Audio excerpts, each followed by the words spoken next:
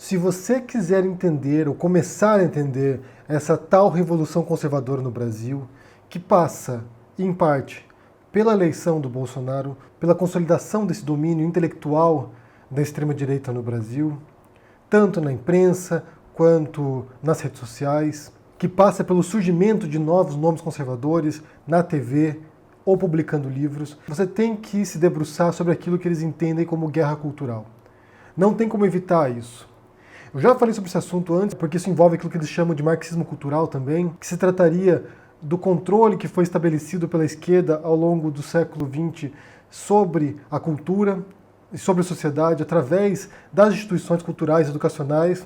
E para eles a guerra cultural se dá nesse âmbito, na reconquista, na retomada desses espaços que foram dominados por comunistas. Então as universidades, as escolas, a imprensa, a televisão, a rádio, o cinema, a literatura, todos esses espaços foram conquistados pela esquerda e agora os conservadores precisam vencer essas batalhas e retomar esses espaços. Isso está no cerne do pensamento do Olavo de Carvalho, que na verdade já é importado do exterior, já é importado dos americanos. Os americanos desenvolvem essa ideia que já remonta, na verdade, se a gente for observar, já remonta também ao nazismo, aquilo que chamava de bolchevismo cultural. Então você já tem um pensamento bastante antigo que envolve esse domínio de aspectos culturais para a dominação da sociedade. Quando eu falo aqui repetidas vezes que essa questão de costumes, que essa questão cultural, ela é importante, é justamente porque esse é o terreno no qual eles estão trabalhando. A proposta deles é a consolidação de uma cultura e de uma inteligência, de uma intelectualidade conservadora. Porque na cabeça deles, se eles conquistarem esses espaços, eles vão conseguir transformar depois toda a sociedade. Esse tema reaparece de tempos em tempos, como eu disse, no Olavo de Carvalho, mas também no Bolsonaro, nos filhos do Bolsonaro, e em outros influenciadores olavistas e bolsonaristas. É um tema recorrente. Você vê isso inclusive no MBL, que se diz liberal, mas que na prática mesmo os costumes são conservadores. E é por isso que é difícil dissociar um do outro, porque embora na pauta econômica eles se distingam dos neoconservadores ou dessa extrema-direita mais dura, na prática mesmo, em termos de ideologia, em termos de conceitos, em termos daquilo que eles acreditam, eles são muito próximos. E você vê, por exemplo, expoentes do MBL constantemente também falando sobre essa guerra cultural, como a gente vai ver mais adiante nesse vídeo. Então o que você viu ontem foi o Bernardo Kister falando sobre essa guerra cultural, né? Eu já falei sobre o Bernardo Kister aqui em diferentes circunstâncias, porque ele é um desses expoentes conservadores dentro do catolicismo brasileiro agora e tem feito um estrago enorme dentro da Igreja Católica Brasileira. E ele foi lá no canal dele e publicou um trecho de um vídeo de um dos canais que é o esgoto do esgoto do esgoto do esgoto da internet, do YouTube. É um canal repugnante mesmo, que se vocês assistirem, gente, é uma experiência física desagradável. Não é apenas intelectualmente repulsivo, mas é fisicamente repulsivo. É algo que tem uma energia extremamente negativa. E nesse vídeo particular que o Bernardo Kister compartilhou, você vê justamente a defesa dessa guerra cultural, de que é preciso derrotar a esquerda em seu ambiente, que é na cultura e na educação, que na cabeça deles há uma hegemonia nesses espaços. A esquerda dominou isso aí, controlou isso aí, e não há espaço nenhum para a diversidade e nem para os conservadores. Inclusive, no bate-papo entre a Janaína Pascoal e o Freixo, ela fala isso, que ser um professor universitário conservador é opressivo, há uma pressão dos colegas para que ela se silencie. Eu não duvido, eu não questiono que em certas áreas, em certos ramos, ser conservador ou ser reacionário pode ter uma recepção negativa. Não me surpreende saber disso, não. De fato, há certos domínios de conhecimento que são muito mais voltados para a esquerda ou para o social, ou alinhado com ideais progressistas, e que certamente há uma repulsa de professores de direita ou conservadores. Não tenho dúvida disso. Mas, por outro lado, dizer que há um domínio absoluto dessas áreas é uma besteira completa, é um exagero de fato. A não ser que o cenário tenha mudado drasticamente nos últimos 20 anos, eu, quando estudei na faculdade, quando fiz filosofia, a minoria dos professores, talvez uns 20%, 25% dos professores, era declaradamente de esquerda, ou marxista, ou socialista.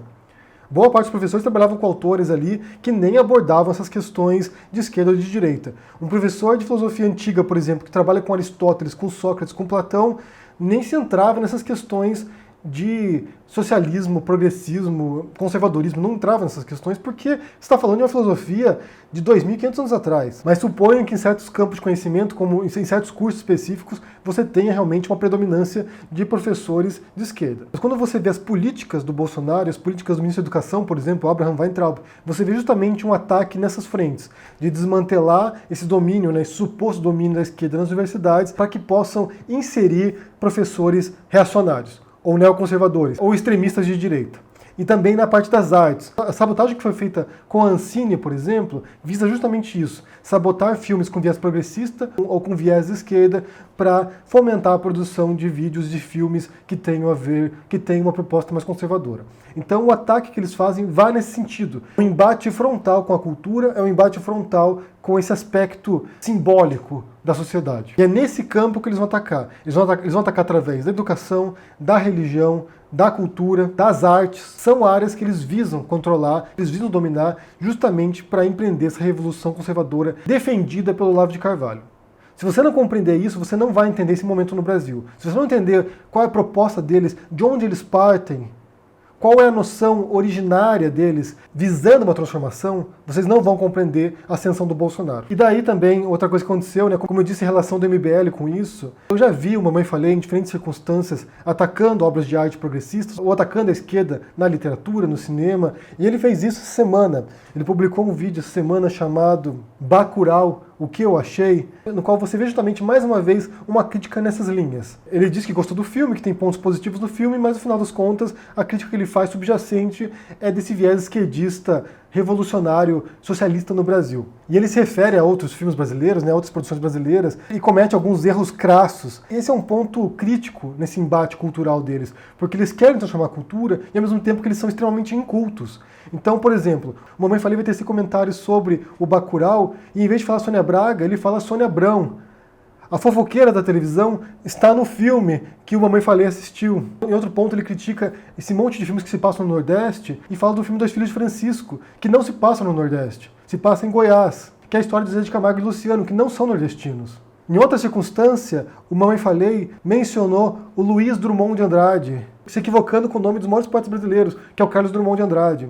Em outro vídeo que ele faz, ele critica a letra dos Racionais MCs, sem compreender a letra. Em outra circunstância, ele foi numa universidade para questionar um curso de letras que estava utilizando Harry Potter como referência para uma análise textual. Ou seja, você tem um curso de letras, um curso que analisa livros, que estuda literatura, e ele achou ruim porque você tinha professores e alunos universitários estudando Harry Potter, que atualmente é uma das grandes referências de literatura infanto-juvenil no mundo. Então você vê essa turma aí, do Olavo de Carvalho, dos conservadores, dos liberais inclusive, do MBL, que empreendem esse embate cultural sem ter um instrumental para poder fazer isso.